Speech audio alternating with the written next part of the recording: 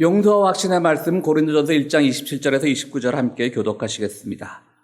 하나님께서는 지혜 있는 자들을 부끄럽게 하시려고 세상의 어리석은 것들을 택하셨으며 강한 것들을 부끄럽게 하시려고 세상의 약한 것들을 택하셨습니다.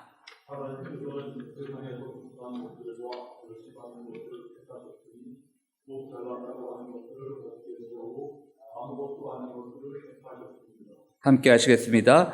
이리하여 아무도 하나님 앞에서는 자랑하지 못하게 하시려는 것입니다. 아멘. 열왕기하 5장에 있는 말씀 제가 읽도록 하겠습니다. 시리아 왕의 군사령관 나아만 장군은 왕이 아끼는 큰 인물이고 존경받는 사람이었다. 주님께서 그를 시켜 시리아에 구원을 베풀어 주신 일이 있었다. 나아만은 강한 용사였는데 그만 나병에 걸리고 말았다. 시리아가 군대를 일으켜서 이스라엘 땅에 쳐들어갔을 때 그곳에서 어린 소녀 하나를 잡아온 적이 있었다. 그 소녀는 나아만의 아내의 시중을 들고 있었다. 그 소녀가 여주인께 말하였다. 주인 어른께서 사마리아에 있는 한 예언자를 만나보시면 좋겠습니다. 그분이라면 어른의 나병을 고칠 수가 있을 것입니다. 이 말을 들은 나아만은 시리아 왕에게 나아가서 이스라엘 땅에서 온 한 소녀가 한 일을 보고하였다. 시리아 왕은 기꺼이 허락하였다. 내가 이스라엘 왕에게 편지를 써 보내겠으니 가보도록 하시오. 나아만은 은 10달란트와 금 6,000개와 옷 10벌을 가지고 가서 왕의 편지를 이스라엘 왕에게 전하였다. 그 편지는 이렇게 쓰여 있었다. 내가 이 편지와 함께 나의 신하 나아만을 귀하에게 보냅니다. 부디 그의 나병을 고쳐주시기 바랍니다. 이스라엘 왕은 그 편지를 읽고 낙담하여 자기의 옷을 찢으며 주위를 둘러보고 말하였다. 내가 사람을 죽이고 살리는 신이라도 된다는 말인가? 어떻게 이렇게 사람을 보내어 나병을 고쳐달라고 하니 될 말인가? 이것은 분명 공연히 트집을 잡아 싸울 기회를 찾으려는 것이다. 자세히들 알아보도록 하시오. 이스라엘 왕이 낙담하여 옷을 찢었다는 소식을 하나님의 사람 엘리사가 듣고 왕에게 사람을 보내어 말하였다. 어찌하여 옷을 찢으십니까? 그 사람을 나에게 보내주십시오. 이스라엘 예언자가 있음을 그에게 알려주겠습니다. 나아만은 군마와 병거를 거느리고 와서 엘리사의 집 문 앞에 멈추어 섰다. 엘리사는 사환을 시켜서 나아만에게 요단강으로 가서 몸을 7번 씻으면 장군의 몸이 다시 깨끗하게 될 것이라고 말하였다. 아멘.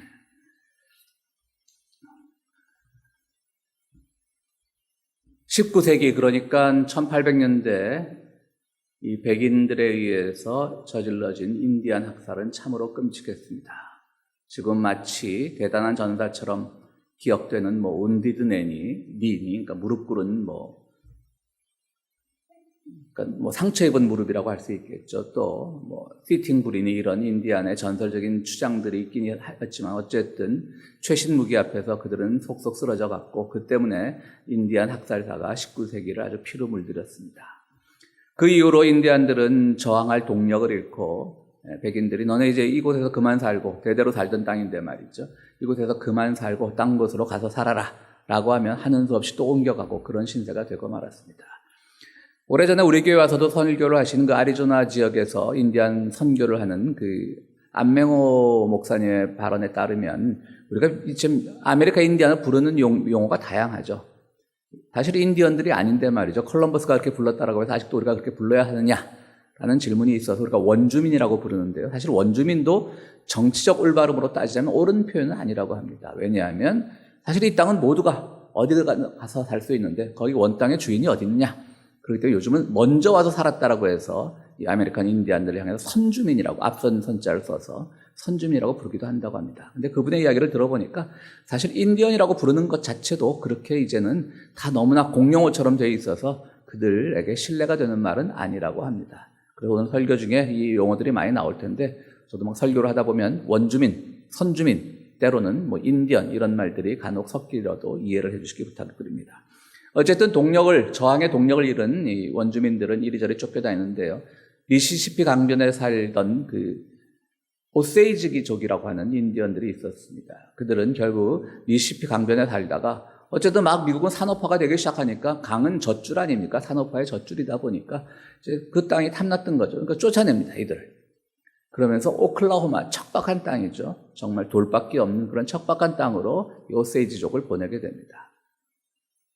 하는 수 없이 거기서 그들은 이제 새로운 터전을 잡고 마치 우리 일제강점기 하에서 러시아에 갔던 우리 고려인들이 이리저리 사할린으로 어디로 뭐 시베리아로 쫓겨다녔던 것처럼 척박한 땅 오클라호마에 자리를 잡게 됩니다.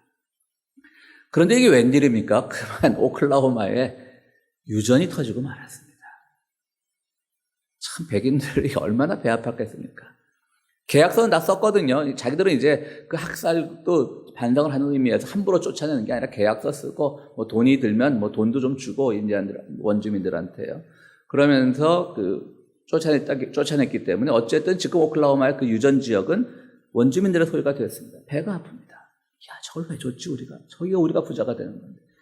반대로 그 오세이지족을 비롯한 오클라호마 지역의 많은 그 원주민들은 돈방석에 앉았습니다. 대단한 부자가 되었습니다. 그러다 보니까 미국 쪽에서 백인 사회에서 또 어떤 일을 벌이냐면 후견인 제도를 만듭니다. 자, 너희들은 좀 민도가 떨어지잖아. 돈도 잘 모르잖아. 그러니까 한 가정에 한 명씩 후견인을 둬서 백인 후견인을 둬서 그들이 돈을 관리하게 해라 라고 하는 것이죠. 물론 돈 소유는 원주민들에게 있지만 그 관리는 백인들이 하는 겁니다. 참 머리가 좋다고 해야 되나요? 교활하다고 해야 되나요? 백인들이. 그러다 보니까 뭐 누가 죽어서 관을 하나 짜도 5,000불을 부르고 뭐 사진을 찍어도 뭐 몇백 불을 부르고 여러분 1920년대 화폐 가치입니다. 지금으로 치면 뭐 가족사진 찍어도 한 1,000불 들잖아요. 그게 아니라 그 20년대 가치니까 완전히 바가지인 거죠. 그래도 어떡합니까? 뭐 돈이 많으니까 씁니다. 뭐 가족사진도 찍고 자기의 가족이 죽으면 가장 좋은 관, 막 만불을 하는 관도 쓰고 막 그럽니다. 그리고 운전을 배울 필요가 없습니다. 그냥 다 택시로 이동합니다. 그럼 돈을 쫓아서 많은 미국 전역에서 오클라호마로 모여든 사람들이 그야말로 인디안들을 섬기느라고 돈을 섬기는 거죠. 따지고 보면. 택시 기사를 하면서 그렇게 하고 있습니다. 그런데 그때 한 교활한 인간이 등장을 했습니다. 윌리엄 킹 헤일이라고 하는 사람인데 다 실존 인물들입니다. 이 사람은 이런 바가지 씌우는 장사들과는 스케일이 달랐습니다. 나쁜 의미로 스케일이 달랐던 것이죠. 왜냐하면 이 사람은 뭐냐면 자기 측근 백인들을 인디안 여인들과 결혼을 시킵니다. 어쨌든 백인들에게 이 유전이 돌아가지 않게 되어 있으니까요. 결혼을 시킵니다. 그래서 애도 한 둘 놓고 그러고 살다가 교활한 방법으로 뭐 독물을 통해서든지 몰래 밤길에 총을 머리에 쏘든지 해서 교활한 방법으로 다 죽여버립니다. 인디안 아내들을. 그럼 아이도 있고 남편도 있습니다. 호레비가 된 겁니다. 아이 둘까지. 상속권이 어디로 갑니까? 이 백인들에게로 가는 겁니다. 아주 교활하죠. 그러다 때가 지나면 경우에 따라서 아이들도 없애버립니다. 정말 못할 짓이죠. 이게 실제로 1920년대 미국 오클라호마 땅에서 있었던 일입니다. 그 과정에서 오세이족 사람만 아니지만 물론 방해가 되는 걸림돌이 되는 백인들도 죽고 윌리엄 킹 헤일에 반대하는 백인들도 죽고 또 한편으로는 뭐 인디언들이 돈이 있으니까 원주민들이 돈이 있으니까 외부의 사립탐정을 고용했는데 사립탐정도 왔다가 조사하다가 죽고 60명 이상이 죽어나갔습니다. 미국의 흑역사입니다. 여러분들 잘 모르시죠? 저도 잘 저도 몰랐습니다. 여러분들만 모르는 게 아니라. 그래갖고 거기 또 몰리라고 하는 그 원주민 여성이 자기의 돈을 털어서 수십 명 원주민들을 데리고 워싱턴 DC까지 가서 당시 하딩이라고 하는 대통령을 만나서 약속을 받아냅니다. 이걸 조사해 주십시오. 지역 경찰도 한편입니다. 경찰이 조사를 하지 않습니다. 그러니까 제발 DC에서 직접 와서 개입해 주십시오라고 하니까 DC에서 중앙수사관들을 보냅니다. 그게 바로 그 중앙수사관들이 단체가 그 당시 이름은 BOI였는데 나중에 FBI가 됩니다. 그러니까 FBI가 탄생한 배경에는 바로 이 오세이족 학살 사건이 있었던 겁니다. 어쨌든 그거는 잘한 거죠. 잘 조사를 했으니까요. 그래서 결국 문제는 다 해결이 됩니다. 결국 해결이 되고 그 헤일이라고 하는 사람은 그 사람은 살인 교사만 해서 그런지 아니면 뭐 변호사를 잘 썼는지 그는 그냥 뭐 집행유예로 나와서 80몇 세인가 천수를 누리다 죽었더라고요. 나머지 이제 하수인들은 직접 살인에 가담한 하수인들은 뭐 사형을 당하기도 하고 종신형을 받기도 했는데요. 어쨌든 이런 겁니다. 그렇게 했기 때문에 실제로 이런 일들이 있었고요. 그 과정에서 많은 사람들이 죽고 또 다쳤습니다. 이것은 데이비드 그랜이라고 하는 사람이 쓴 The Killers of 플라워 문이라고 하는 이 논픽션, 그러니까 그 당시 일을 다 조사해서 논픽션을 썼는데요. 그것을 책으로 쓰면서 많은 사람들이 몰랐던 사실을 알게 되었습니다. 그리고 바로 올해 지난 10월 말에 마틴 스콜세이지라고 하는 유명한 감독이 우리나라 말로는 플라워 킬링 문이라고 이렇게 썼더라고요. 원제는 Killers of Flower Moon입니다. 그러니까 플라워 문의 그 살인자들 이런 건데요. 한국은 좀 축약하라고 번역을 그렇게 했습니다. 제가 지난 주간에 그 영화를 좀 봤는데요. 플라워 문이라고 하는 것은 5월을 의미합니다. 5월에 뜨는 달을 의미합니다. 그러니까 영화 장면에서도요, 막 5월에 그 달빛 밑에서 아름답게 피어있는 척박한 단위로지만 잡초가 또 이쁜 게 많잖아요. 그러니까 그것도 나오고 그래서 5월에 뜨는 달을 이제 플라워 문이라고 하는데요. 물론 논픽션 원작이 있지만 저는 왜 이 시점에 마틴 스콜세이지 감독이 이 영화를 개봉을 했을까? 정확한 이유는 사실 내년에 아카데미상을 겨냥해서 하는 거죠. 대부분 아카데미상 그 수상작들을 보면 그 전에 하반기에 나온 작품들이, 왜냐면 전반기에 나온 작품들이 잊혀지기가 쉬우니까. 그 하반기에 나온 작품들이 수상 확률이 높다는 그 통계가 있거든요. 그러니까 그걸 겨냥해서 나온 게 맞는 겁니다, 영화적으로. 그런데 저는 갑자기 플라워문, 즉 5월에 뜨는 달, 그러니까 달수는 5월을 말하겠죠. 그걸 보면서 다른 생각이 떠올랐습니다. 여러분, 5월의 꽃을 영어로 하면 뭡니까? 메이플라워죠. 그래서 감독이 그렇게 의도를 했건 안 했건 제가 쓴 첫 책 이름이 감독도 모르는 영화 속 종교 이야기지 않습니까? 의도를 했건 안 했건 나는 여기서 이 플라워문이라고 하는 영화를 보면서 이것은 메이플라워 얘기다라는 생각을 해왔습니다. 그건 감독이 의도한 것과는 상관이 없습니다.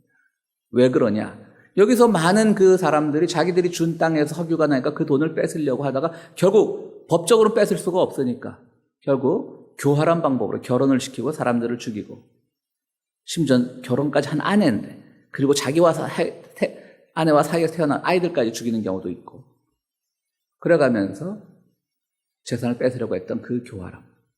그것이 결국은 바로 이 사건 300여 년 전에 있었던 메이플라워호에서 시작된 것이 아닌가 그런 생각을 해봅니다.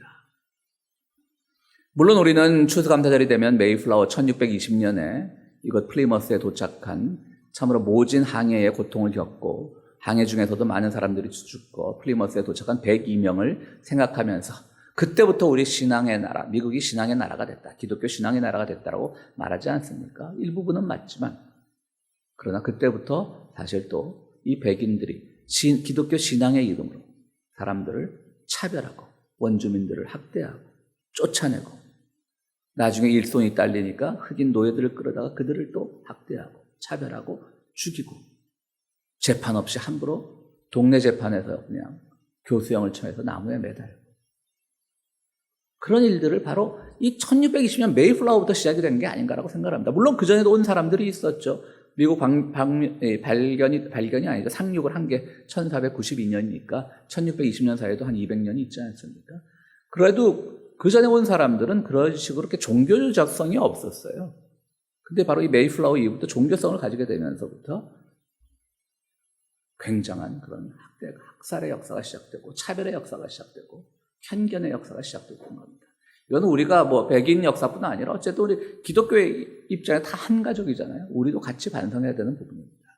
혹시 우리가 오늘 세상을 살아가면서 우리 중에 우리가 오늘 또 어떤 사람들이 우리보다 힘이 없다고 생각하는 것은 아닌지 그런 것들을 잘 돌아보게 만듭니다.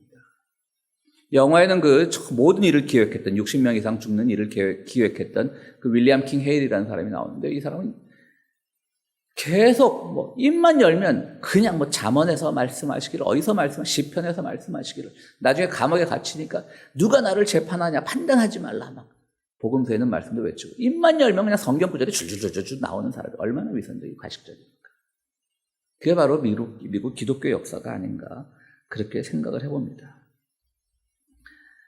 메이플라워를 타고 온 사람들은 사실 그들이 신앙의 자유를 찾아왔다고 하지만 그들이 믿는, 오늘 우리가 믿는 그 하나님의 도움이 물론 있었겠지만 실제로는 원주민들이 그들을 환대하고 환영했기 때문에 그들이 이 낯선 땅에서 살아남을 수 있었습니다. 그 중에 스ኳ토라고 하는 원주민 남성이 있었습니다. 이 사람은 본래 그 전에 스페인 군대에 의해서, 스페인 상륙자들에 의해서 노예로 끌려갔다가 스페인을 거쳐 영국으로 갔다가 다시 미국으로 돌아온 아주 굉장한 기구한 삶을 산 사람인데요.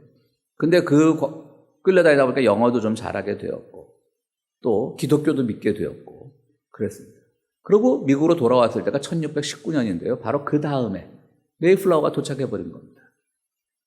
그러니까 스칸토가 가서 그들을 유창한 영어로 환영하고 그들에게 옥수수 재배법을 가르쳐주고 그들에게 겨울을 나는 법을 가르쳐주고 또 영국과는 또 다른 그런 하천 환경에서 어떤 물고기가 잘 잡히는지 낚시법도 가르쳐 주었다고 합니다. 당시 메이플라워를 타고 왔던 그 지도자급은 윌리엄 브래포드라고 하는 사람인데요. 윌리엄 브래포드는 그의 일기장에 이렇게 쓰고 있습니다. 스칸토가 그런 원주민 남성을 말하는 거죠. 스칸토는 하나님이 우리의 유익을 위해 준비하신 특별한 도구였다. 그는 우리에게 옥수수를 어떻게 심는지, 낚시를 어떻게 하는지, 땅을 어디에 어떻게 개간하는지를 가르쳤다. 그는 죽을 때까지 한순간도 우리 곁을 떠나지 않고 우리의 친구가 되어 우리를 인도했다. 얼마나 고마운 사람입니까, 스칸토가. 그러나 브래포드는 어디 그랬습니까? 브래포드는 스칸토엔 잘해줬을지 모르죠. 그러나 결국 브래포드는 그 지역 총독이 되어서 인디안들을 몰아내고 인디안들을 적대시하고 인디안들과 사이좋게 지내는 것을 막았던 사람입니다. 이걸 보면 2차 대전이 끝나고 유대인들이 팔레스타인 땅에 다시 갔을 때, 다시가 아니죠. 처음으로 간 거죠. 3000년 전 아브라함 때 그렇게 한 것은 무슨 의미가 있겠습니까? 갔을 때 그 당시에 살아있었던 사람들의 기억을 종합해보면 팔레스타인 사람들은 유대인들이 오는 것을 환영했다고 합니다. 우리도 들었어. 2차 대전 때 너네 민족 엄청 고생했지. 그래, 우리가 환영해줄게. 같이 살자. 왜냐하면 그 당시 그 중동 땅에는 뭐 국경 개념도 없고 국가 개념도 없었잖아요. 같이 살자 환영해줬던 거예요. 근데 이게 웬일입니까? 점차 어쨌든 유럽에서 국가제도, 뭐 국경제도, 뭐 헌법 이런 걸 배워온 유대인들이 자기들 마음대로 법을 만들고 국가를 만들고 국경을 만들고 오히려 그들을 환영해줬던 팔레스타인 사람들을 쫓아내고 이게 미국이 롤모델이 아니었나 저는 생각을 해봅니다. 미국 보십시오. 본래부터 그 땅에 살던 선주민들인 인디언들을 쫓아내고 처음엔 그들이 환영했지만 왜냐하면 땅이 넓으니까 이런 유명한 말이 있지 않습니까? 인디언들이 백인들이 그래도 양심은 있으니까 자 당신들 이 마을 땅에 이 땅은 우리에게 파시오라고 하면 인디언 주장들이 항상 이렇게 말했다고 합니다. 아니 땅은 본래 땅의 것인데 왜 그거를 우리 것도 아닌데 왜 돈 주고 사라 마라 하지? 라고 하는 그런 얘기들을 많이 했다는 기록들이 있습니다. 그렇게 환대를 잊어버리고 결국은 인디안들을 19세기에 무차별하게 학살했던 것입니다. 왜 이런 일이 벌어질까요? 이 땅이 기독교 신앙 위에 세워진 나라라고는 하지만 늘 그들은 돈을, 힘을, 권력을, 많은 땅을, 유전을 찾았기 때문입니다. 그것은 하나님의 뜻에 정면으로 배치되는 일입니다. 오늘 열왕기하 5장의 말씀에 보면 나아만이라고 하는 장군이 나옵니다. 그건 이제 아람 장군이죠. 그는 이제 나병에 걸려버렸습니다. 어떻게 하면 이 병이 나을 수 있을까? 그런데 이스라엘이랑 전쟁할 때 이겼을 때 노예로 끌고 온 어린 소녀 하나가 있었습니다. 그 소녀가 말을 합니다. 우리 고향에 아주 뛰어난 예언자가 있는데 내가 이름은 뭔지 잘 모르겠습니다. 그런데 그분한테 가면 병이 낫을 수도 있지 않을까요? 라고 하는 이제 나아만의 아내에게 이렇게 알렸더니 나아만의 아내는 워낙 급했든지 나아만에게 얘기를 했습니다. 그러자 나아만이 왕에게 나가서 제가 이스라엘 좀 다녀오겠습니다. 제가 병을 고쳐야 되겠습니다. 라고 하니까 아람 왕은 많은 재산을 줘가지고 많은 이제 하사품 같은 걸 내려가지고 이스라엘 왕에 갖다 바쳐라. 어쨌든 그때는 아람이 강국이었으니까요. 이스라엘은 아주 전쟁에서 패한 아주 쪼그라진 나라였고요. 그리고 나아만이 나갑니다. 승전국의 장관이 와서 군대 장관이 와서 참모총장이 와서 이스라엘 왕 앞에 머리를 조아리고 이런 많은 진귀한 물건을 왕에게 진상할 터이니 내 병을 좀 낫게 해주십시오. 그러니까 이스라엘 왕이 당황하죠. 그거는 그 말씀입니다. 나보고 우리 죽이려고 온 거다 이거는. 우리 다시 전쟁 일으키려고 내가 그 말을 듣지 않으면 다시 쳐들어올 명분을 쌓기 위해서 온 거다. 라고 막 그렇게 얘기하지 않습니까? 그때 엘리사가 나타납니다. 그럼 나에게 보내라 그 장관을. 그래서 나아만이 엘리사 집 앞에 가 섰습니다. 엘리사가 직접 나가지 않습니다. 어린 사환, 여기도 어린 사환입니다. 어린 종 하나를 내보내서 자, 요단강 가서 7번 씻으라 그래 라고 했다는 거죠. 여러분 이 상황을 한번 보세요. 승전국의 군대 장관이라고 하니까 참모총장 좀 된다고 칩시다. 승전국의 장관이 패전국의 하여튼 이름 없는 예언자, 물론 우리는 엘리사라고 알고 있지만 예언자 집 앞에 왔는데 처음에 그 사람을 만나보라고 제안한 것도 어린 소녀 몸종이었고 지금 와서 요단강 가서 7번 씻으라는데요 라고 말하는 것도 엘리사의 집에 있던 한 사환 소년이었습니다. 이것을 만약에 나아만 장군이 거절했더라면 이것들이 지금 나를 뭘로 보나 했더라면 그리고 뭐 우리 시리아 땅 이제 지금으로 말하면 시리아죠. 시리아 땅에는 무슨 강이 없어서 요단강 가서 씻으라 그래 라고 했다면 그의 병은 낫지 않았을 겁니다. 우리 뭐 결과는 이런 것들이 성경에 나왔을 때 결과가 뭐 예측할 수 있지 않습니까? 병이 나았죠. 결국 요단강 가서 7번 씻고 나서. 자, 여러분 그렇습니다. 세상에 많은 사람들이 힘과 강한 것, 화려한 것, 권력 이런 거를 쫓다 보면 거기에는 하나님의 뜻이 절대 없습니다. 그러나 우리는 그걸 맨날 알면서도 그런 걸 쫓으려고 합니다. 당장 미국 땅에 상륙한 신대륙을 발견을 합니까? 본래 있던 건데 상륙한 거죠. 신대륙에 상륙한, 신대륙도 아니죠. 본래 있던 땅에 상륙한 백인들이 와서 이 적박한 땅에서 그들을 환영해줬던 그러나 그들이 보기에는 백인의 기준, 피부가 하얀 백인의 기준으로 보기에는 글자와 문화와 어떤 기술적인 지식을 갖고 있던 그들이 보기에는 참으로 천하고 아무것도 없는 백성처럼 보이는 그 원주민들에 대해서 조금이라도 애정을 가졌다면 환영하는 그들을 보고 이들이 우리 이 땅에 살아갈 수 있도록 우리를 돕는 정말 메시아 같은 존재라는 걸 생각했더라면 그러한 죄는 짓지 않았고 오늘의 미국은 이런 풍요로운 자원에서 강대국이 되었음에도 되지만 굉장히 도덕적이고 윤리적인 국가가 됐을 겁니다. 그거를 막은 게 뭡니까? 바로 우리 기독교입니다. 부끄러운 일입니다, 사실은. 오늘 교동문도 보십시오. 우리 하나님께서는 우리에게 강한 것들을 부끄럽게 하시려고 우리를 내세운 겁니다. 왜? 우리 안에 지혜가 있기 때문입니다. 우리 안에 진리가 있기 때문입니다. 라고 말하지 않습니까? 우리 예수님을 보십시오. 예수님이 어떤 사람들에게부터 많은 예수님 스스로가 은혜를 받았습니까? 병든 자, 가난한 자, 길 가다가 항상 병든 자가 외치면 그 작은 소리를 듣고도 주님은 외면하지 않으시고 그들의 병을 치유해 주셨습니다. 그리고 늘 말씀하십니다. 뭐라고 말씀하시죠? 내 능력 받지, 나 이런 사람이야, 나 하나님의 독생자야, 내가 기도하면 다 나서라고 한 번도 말씀하지 않으셨죠. 다 네 믿음이, 너의 믿음이 너를 고쳤다라고 하지 않습니까? 그의 믿음이 위대하다는 거죠. 작은 자의 믿음이 위대하다는 거예요. 그걸 보면 예수님도 깨달으신 거예요. 그게 바로 감사의 진정한 감사인 겁니다. 제가 아까 말씀드린 그 플라워문의 원작은 읽지 않았지만 영화에 보면 그 유명한 디카프리오가 아주 교활한 그 윌리엄 킹 헤일이라고 하는 사람의 조카로 나옵니다. 그래서 모든 일을 다 이제 수행하는 하수인 같은 역할을 하죠. 그러자 그 인디안 여성, 그러니까 굉장히 똑똑한 인디안 여성이죠. 워싱턴 DC까지 가서 대통령을 만나서 면담을 했던 그 똑똑한 여성에게 접근을 합니다, 이제. 그런데 그 몰리라고 하는 여성에게는 2명의 여동생이 있었는데 여동생이 먼저 결혼을 했던 거예요. 그들 남편들도 역시 백인이었어요. 근데 언니의 여태 이제 디카프리오가 자꾸 접근을 하니까 이제 여동생 2명이 언니에게 얘기를 합니다. 언니, 저 남자 저거 생긴 것도 이상하고 뭐처럼 생겼고 언니 돈 보고 접근하는 거야 라고 얘기를 합니다. 근데 몰리라는 여성이 자기들도 그래요. 그리고 여동생들이 먼저 둘 다 죽어요, 진짜로. 그 남편들에 의해서. 뭐 직접적으로 남편들이 범인은 아니었지만 거의 남편이 개입된 것으로 확실한 사건으로 죽어요. 그렇지만 언니는 지들의 사랑은 순수한 줄 알고 언니에게 접근하는 디카프리오를 향해서는 저 남자 언니 돈 보고 접근하는 거야 라고 합니다. 그때 언니의 대답이 참 저는 이 원작의 이 대사가 나온지 안 나온지 모르겠지만 영화로 봤을 때 이게 완전히 명대사입니다. 나도 알아. 근데 지금 저 남자는 정착할 곳이 필요해. 세틀다운 할 곳이 필요해라고 얘기를 합니다. 상대방이 지금 의도적으로 접근하는 걸 알면서도 그 불쌍한 영혼이 지금 정착할 곳이 필요하다는 걸 아는 인디안 여성이 바로 우리의 디카프리오의 구원자였던 겁니다.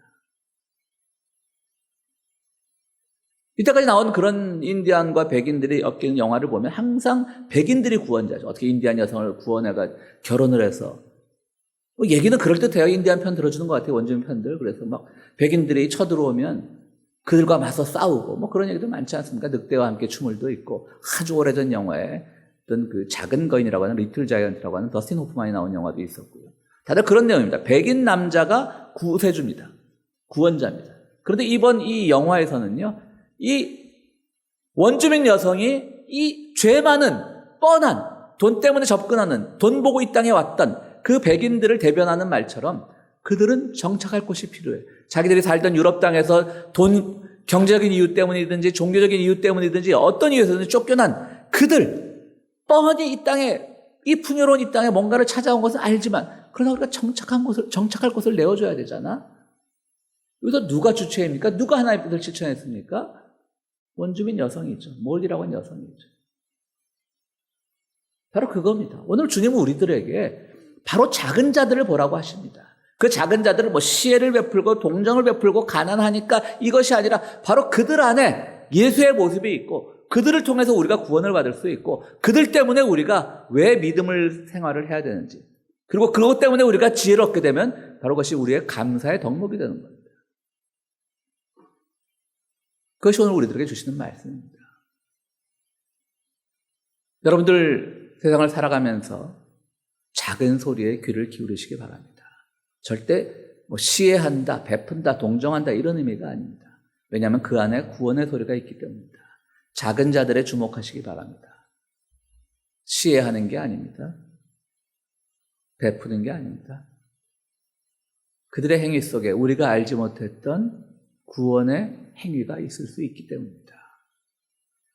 거기서 진정한 감사도 나오는 것입니다. 그것이 오늘 우리들에게 주는 진정한 감사입니다. 하나님의 축복은 작은 소리에서 옵니다. 감사가 어려운 이유는 바로 이러한 작은 소리는 우리 귀에 잘 들리지 않고 작은 자들의 행위는 우리가 무시하기 쉽기 때문에 우리의 감사가 어려운 겁니다. 말씀드렸듯이 주님의 기적은 항상 작은 자들을 통해 일어났습니다. 작은 것에 감사하고 작은 자에 감사하는 진정한 감사의 의미를 배워 항상 축복 가운데 임하는 우리 평화의 교회 교우들이 되기를 간절히 바랍니다. 우리 함께 말씀을 생각하면서 기도하시겠습니다.